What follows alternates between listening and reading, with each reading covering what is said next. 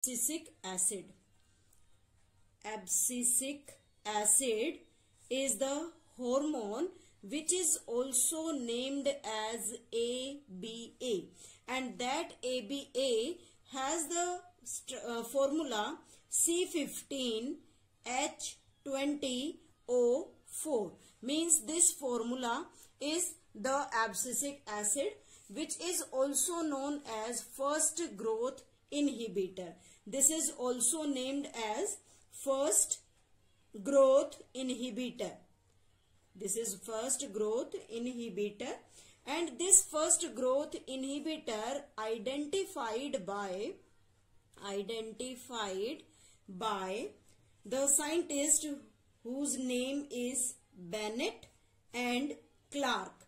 Bennett और Clark ने and कीफोर्ड ने, कीफोर्ड द नेम ऑफ साइंटिस्ट, इन्होंने सबसे पहले इसे डिस्कवर किया. और कहां से डिस्कवर किया था? From dormant potato tuber. That is dormant potato tuber. जब हम डोरमेंट वर्ड यूज करते हैं, इट मीन्स एक ऐसी कंडीशन जब कोई भी हम कहें कि कोई भी स्पेसिफिक प्लांट पार्ट या पोटैटो ट्यूबर है या हम कहें seed, all cannot grow even in the availability of favorable condition. Means जब किसी भी प्लांट पार्ट को या सीड को फेवरेबल कंडीशंस भी प्रोवाइड की जाएं और उन फेवरेबल कंडीशन की प्रेजेंस में भी अगर वो जर्मिनेट ना करे, ग्रो ना करे, तो उस कंडीशन को हम यहाँ पर क्या नाम देते हैं? डोरमेंट स्टेज का नाम देते हैं. तो कैफोर्ड और बेनेट क्लार्क ने जो हार्मोन आइसोलेट किया था, first of all that is named as abscisic acid. और उस एब्सिसिक एसिड को जब फर्स्ट टाइम आइसोलेट किया गया तो उसे नाम दिया गया था inhibitor B. This is the name which is first identified from the dormant potato tuber. उसके बाद बात आती है second scientist named Addicott and Ohkuma. Addicott and Ohkuma obtained from cotton fruit से उन्होंने इसे ऑब्टेन किया और इसे नाम दे दिया and named abscission second.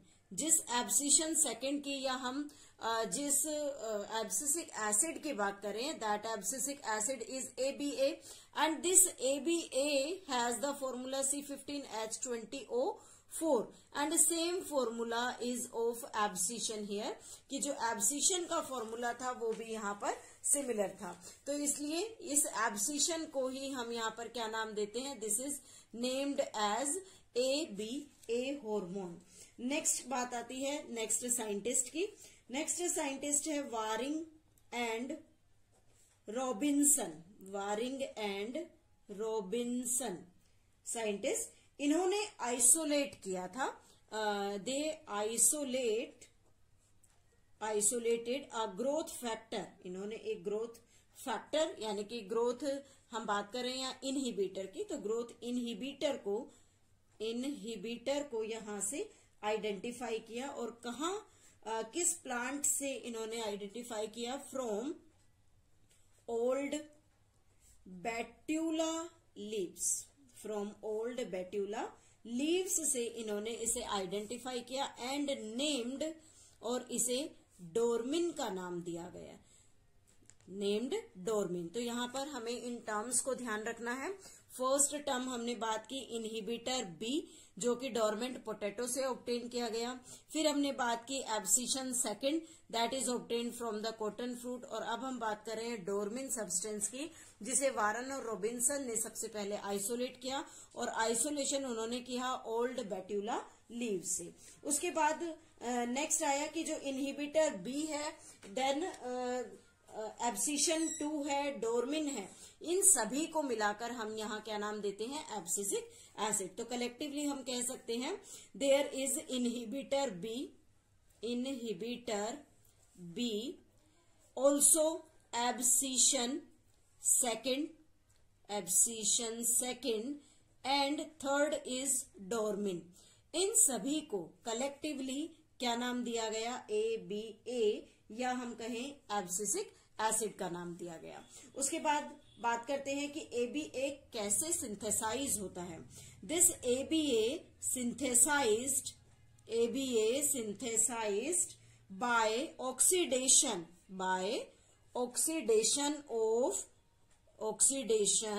of carotenes. Carotenes के ऑक्सीडेशन से इसे प्रिपेयर किया जाता है। कैरोटीन्स क्या है? That is the type of photosynthetic pigment. एक स्पेसिफिक फोटोसिंथेटिक पिगमेंट है जो येलोइश टू ऑरेंजिश कलर में होता है और उसके ऑक्सीडेशन से ABA का सिंथेसिस होता है। नेक्स्ट फीचर है कि हम ABA को एक स्ट्रेस हार्मोन मानते हैं। It is named as a stress hormone and that stress hormone protects the plant. It protects the plant from adverse condition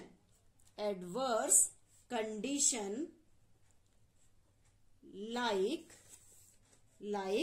water stress। जैसे अगर किसी प्लांट में वाटर स्ट्रेस की प्रॉब्लम है, प्लांट को प्रॉपर वाटर अवेलेबल नहीं हो पा रहा है, तो उस कंडीशन में if we applied ABA hormone, अगर हम उस प्लांट को ABA अप्लाई कर दे तो रिजल्ट क्या होगा कि वो प्लांट उस वाटर स्ट्रेस की कंडीशन से प्रोटेक्टेड रहेगा। तो इस तरह से हम प्लांट के अंदर जो ABA को अप्लाई करते हैं, that also increase the tolerance power. वो प्लांट की टॉलरेंस पावर को डिफरेंट स्ट्रेस से इंक्रीज कर देता है। तो we can write also here the ABA increases tolerance of plants to various stress। Different stress से प्लांट की टॉलरेंस कैपेसिटी को इंक्रीज करता है। So this is all about our discovery of the abscisic acid. Now we are taking here the different physiological effects and applications.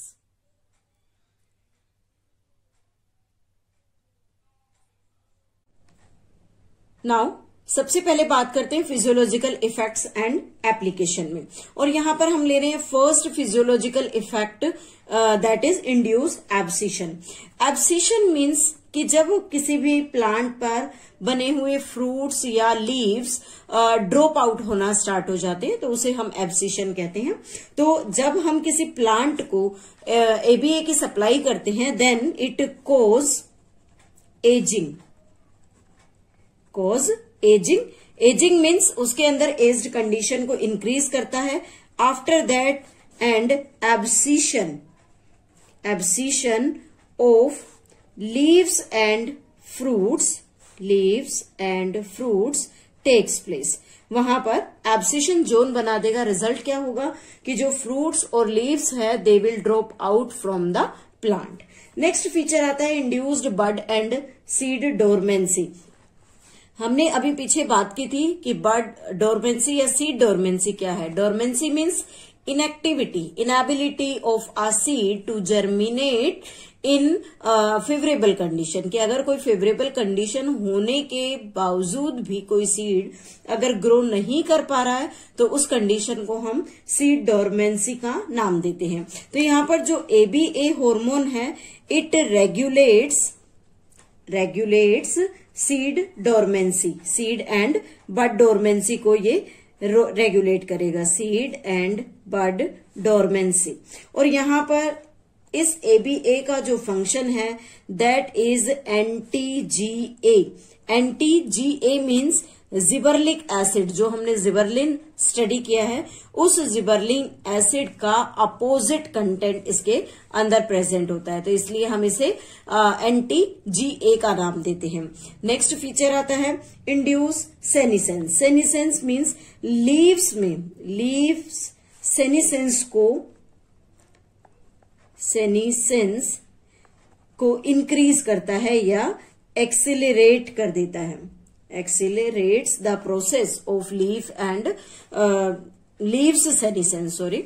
Next feature है inhibition of the cell division and cell elongation, as the cell division means the process through which the cells multiply and forms the different types of callus or new cells are formed, and cell elongation means when the cells starts maturing, increase in their shape, size and structure, that process is inhibited by this ABA, means ये उसे stop कर देगा, stop the process of the cell division and cell elongation.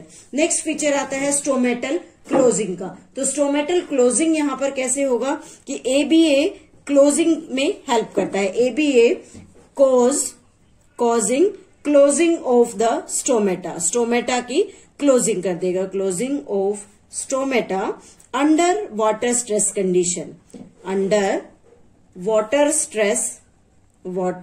Stress condition हमने पहले भी बात की है। वाटर स्ट्रेस मीन्स जिन प्लांट्स में वाटर स्ट्रेस है या उनके पास प्रॉपर पावर नहीं है कि वो वाटर स्ट्रेस की कंडीशन में भी अपने पोजीशन या अपनी स्टेबिलिटी बनाए रखेंगे, ऐसी कंडीशन में हम प्लांट्स को ABA हार्मोन प्रोवाइड कराते हैं। तो उस ABA का इफेक्ट क्या होगा, it will help in the closing of the stomata, और जैसे ही स्टोमेटा क्लोज होंगे it cause the anti transpirational activity means जब हम कहते हैं कि स्टोमेटा ओपन होते हैं तो ओपन स्टोमेटा से वाटर लॉस होता है जिसे हम ट्रांसपिरेशन कहते हैं, लेकिन यहाँ स्टोमेटा क्लोज हो रहा है, तो स्टोमेटा अगर क्लोज होगा तो प्लांट में एक्स्ट्रा ट्रांसपिरेशन नहीं हो पाएगा। तो जनरली यहाँ हम जितने भी फीचर्स पढ़े हैं उन फीचर्स में हमने देखा कि जितने भी कैरेक्टर्स हैं, जितने भी फिजियोलॉजिकल इफेक्ट्स हैं ABA के, they all are opposite to gibberellic acid, वो सभी जिबरलिक एसिड या जिबरलिन से अपोजिट है। इसलिए हम कह सकते हैं कि ABA act as antagonist to gibberellin, antagonist to gibberellin, ये हमेशा एंटागोनिस्ट होता है जिबरलिन के, और जिबरलिन के अपोजिट फंक्शंस ये प्ले करता है। So this is all about the abscisic acid.